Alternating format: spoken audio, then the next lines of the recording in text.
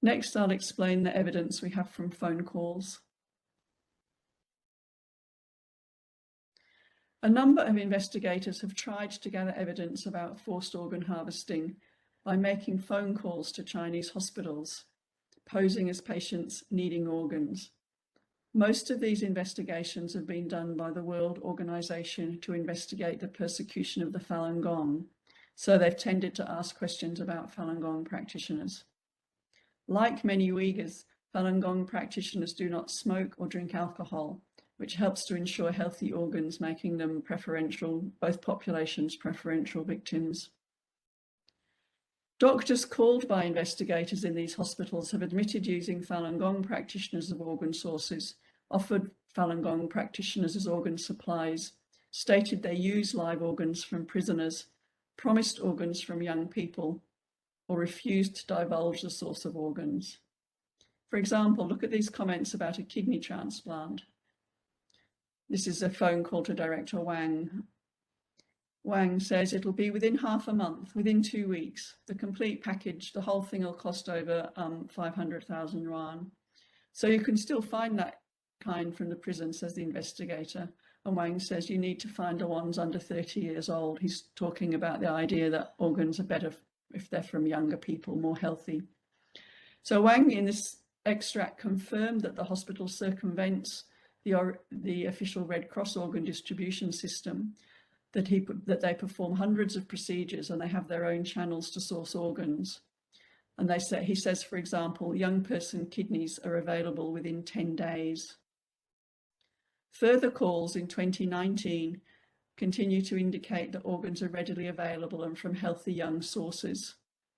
So the investigator asks about a particular blood type, and Dr. Zhang says, yes, we can make the arrangements in 1 month.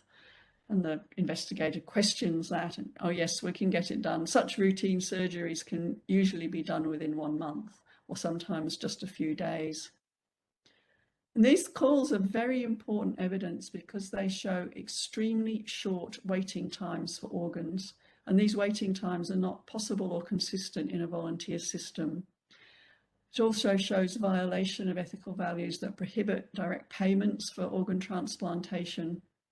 And they're consistent, particularly the emphasis on young people, with the disappearance of young Uyghur men from the camps after testing. In ethical organ donation systems that rely on volunteer donors who die of natural causes, the supply of organs is unpredictable. If you're on the waiting list for a liver transplant, you can't be told you'll get it in 2 weeks or a month. You have to wait until a person who has already agreed that they want to be a donor dies of natural causes. And that donor who dies must be a good match for you. So it's not possible to book transplants in advance or guarantee that a matched organ will be available in a specific time frame. And in the extract we just looked at, described as routine, the surgeon promises a liver within a month or just a few days, whereas the waiting time in the USA, UK or Australia is around 7 months.